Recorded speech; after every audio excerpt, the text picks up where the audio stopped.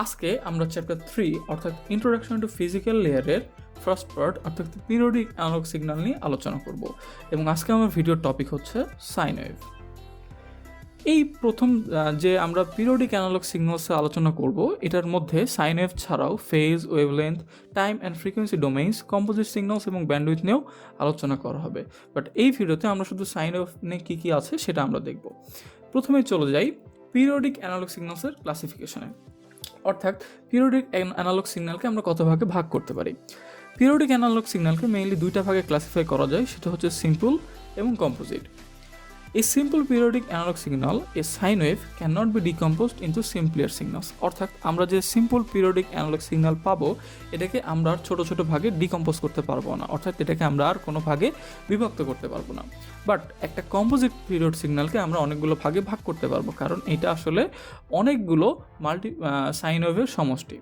অর্থাৎ এখান থেকে একটা জিনিস ক্লিয়ার হচ্ছে যে অনেকগুলা সিম্পল পিরিয়ডিক অ্যানালগ সিগন্যাল মিলে একটা কম্পোজিট পিরিয়ডিক অ্যানালগ সিগন্যাল হয়। অর্থাৎ অনেকগুলো সাইন ওয়েভ যখন একসাথে থাকবে, কম্পোজড হিসেবে থাকবে, তখন সেটাকে আমরা পিরিয়ডিক অ্যানালগ সিগন্যাল হিসেবে বলবো।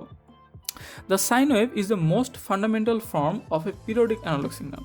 অর্থাৎ সাইন ওয়েভকে পিরিয়ডিক অ্যানালগ সিগন্যালের সব থেকে বেশি কার্যকরী বা ফান্ডামেন্টাল ফর্ম বলা হয়।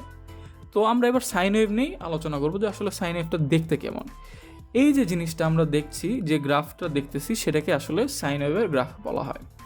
এই সাইন ওয়েভের গ্রাফের তিনটা প্যারামিটার আছে, অর্থাৎ একটা সাইন ওয়েভের তিনটা বেসিক ক্যারেক্টারিস্টিক্স আছে। সেটা হচ্ছে দ্য পিক অ্যাম্পলিটিউড, এই হাইটটা, অর্থাৎ এই যে অরিজিন যেটা থাকছে সেখান থেকে কতটুকু উপরে গেছে সেটাই হচ্ছে আমার অ্যাম্পলিটিউড। ফ্রিকোয়েন্সি, অর্থাৎ এক সেকেন্ডে সে কতবার সাইকেল চেঞ্জ করেছে, কতগুলো সাইকেল হয়েছে, এবং ফেজ। আমরা এই তিনটে প্যারামিটারের মধ্যে থেকে অ্যাম্পলিটিউড এবং ফ্রিকোয়েন্সি নিয়ে আলোচনা করব। ফেজ যেহেতু একটু আলাদা বিষয়, আমরা এটা নিয়ে নেক্সট ভিডিওতে আলোচনা করব।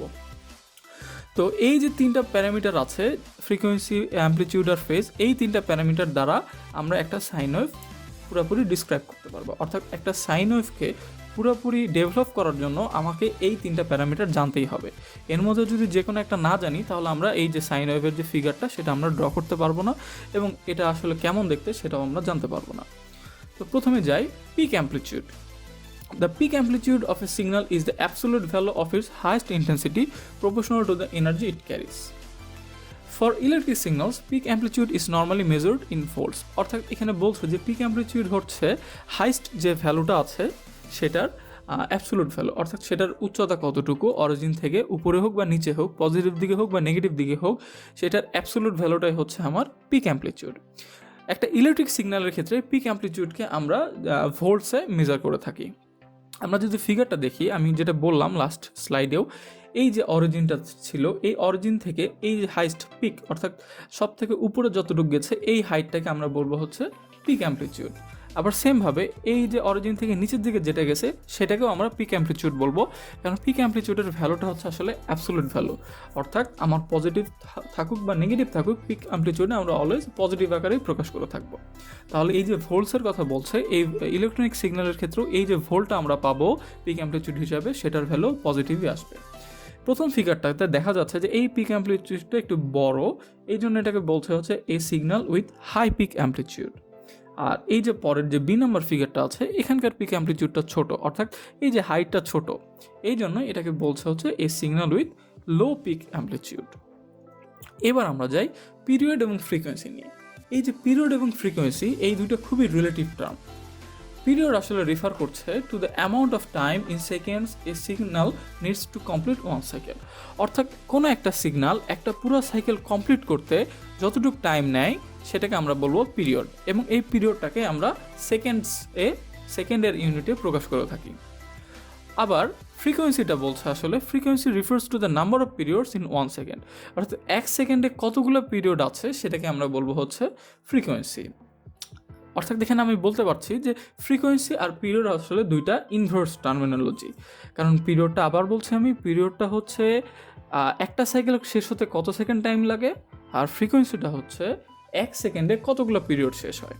আমরা যদি একটু সূত্র আকারে দেখতে চাই, তাহলে দেখতে পাবো যে ফ্রিকোয়েন্সি অর্থাৎ F is equal to 1/t এবং টি হচ্ছে 1/f, অর্থাৎ এদের মধ্যে একটা ইনভার্স রিলেশনশিপ কাজ করছে। Frequency is the rate of change with respect to time and change in short span of time means high frequency. অর্থাৎ খুবই অল্প টাইমে, শর্ট স্প্যান অফ টাইমে যদি চেঞ্জ হয় তাহলে সেটাকে আমরা বলবো হচ্ছে হাই ফ্রিকোয়েন্সি। অর্থাৎ অল্প টাইমে বেশি চেঞ্জ হলো সেটাকে আমরা বলবো হাই ফ্রিকোয়েন্সি। আর যদি বেশি টাইমে চেঞ্জ হয় তাহলে সেটাকে আমরা বলবো লো ফ্রিকোয়েন্সি। এই হাই ফ্রিকোয়েন্সি আর লো ফ্রিকোয়েন্সির কনসেপ্টটা আমরা ফিগার দেখলেই বুঝতে পারবো। যদি একটা সিগন্যাল চেঞ্জই না হয়, অর্থাৎ কোনো একটা সিগন্যাল যদি চেঞ্জই না হয়, ওটা যেরকম ছিল সেরকমই থাকে, তাহলে আমরা বলতে পারি সেটার ফ্রিকোয়েন্সি হচ্ছে 0। আর যদি একটা সিগন্যাল খুবই তাড়াতাড়ি ইনস্ট্যান্টেনিয়াসলি চেঞ্জ হয়, অর্থাৎ চেঞ্জ হতেই থাকে অলওয়েজ, তাহলে সেইটার ফ্রিকোয়েন্সি হচ্ছে ইনফাইনাইট। আমরা একটু ফিগার দেখি। এই প্রথম ফিগারটাতে এই যে পুরোটা, এই যে ওয়েভটা দেওয়া আছে, সেই যে সাইন ওয়েভটা দেওয়া আছে, এটা পুরোটা টাইম লেগেছে হচ্ছে 1 সেকেন্ড।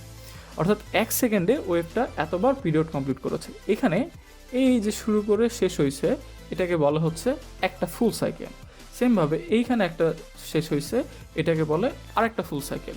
এরকম করে যদি আমরা কাউন্ট করি, আমরা দেখতে পাবো এখানে আসলে 12টা ফুল সাইকেল শেষ হয়েছে, অর্থাৎ 12 পিরিয়ড শেষ হয়েছে কতক্ষণে? 1 সেকেন্ডে। অর্থাৎ আমি বলতে পারছি যে 1 সেকেন্ডে এই সাইন ওয়েভটার 12 বার ফুল সাইকেল শেষ হয়েছে, অর্থাৎ 12টা পিরিয়ড শেষ হয়েছে। এই জন্য এটার ফ্রিকোয়েন্সি হচ্ছে 12 হার্টজ। কারণ আমরা জানি ফ্রিকোয়েন্সিকে হচ্ছে 1 সেকেন্ডে কতগুলো পিরিয়ড শেষ হয়েছে। তাহলে পিরিয়ডে আসলে যদি আমরা পিরিয়ডে ক্যালকুলেট করি তাহলে কি হবে? সে যদি 1 সেকেন্ডে 12টা শেষ করে, তাহলে অর্থাৎ 12টা শেষ করেছে সে 1 সেকেন্ডে, একটা শেষ করেছে 1/12 সেকেন্ডে। আমি আরেকবার বলছি, ফ্রিকোয়েন্সিটা আমরা জানি যে 1 সেকেন্ডে কতবার সে ফুল সাইকেল শেষ করেছে বা কতগুলো পিরিয়ড হয়েছে, সেটা হচ্ছে আমার ফ্রিকোয়েন্সি। এবং পিরিয়ড হচ্ছে একটা ফুল সাইকেল শেষ করতে কত সেকেন্ড টাইম লেগেছে। সো আমরা বলতেই পারি পিরিয়ড, একটা ফুল সাইকেল শেষ হতে বা পিরিয়ড হচ্ছে 1/12 সেকেন্ড। আমি আরেকটা এক্সাম্পলের দিকে যাই, যেখানে আমরা দেখতে পাবো এরকম ফুল সাইকেল নেক্সট ফিগারটাতে কয়টা আছে? 6টা। অর্থাৎ 6টা পিরিয়ড সে শেষ করেছে 1 সেকেন্ডে। তাহলে সিম্পল, এখানকার ফ্রিকোয়েন্সি হচ্ছে 6 হার্টজ। তো এই যে পিরিয়ড বা টাইম পিরিয়ড যেটাকে আমরা বলছি, সেটা হচ্ছে একটা ফুল সাইকেল শেষ হতে কত টাইম লেগেছে। এইখানে 6টা ফুল সাইকেল শেষ হতে যদি লাগে 1 সেকেন্ড, তাহলে একটা ফুল সাইকেল হতে সময় লেগেছে অবশ্যই 1/6 সেকেন্ড। অর্থাৎ এটা টাইম পিরিয়ড হচ্ছে 1/6 সেকেন্ড।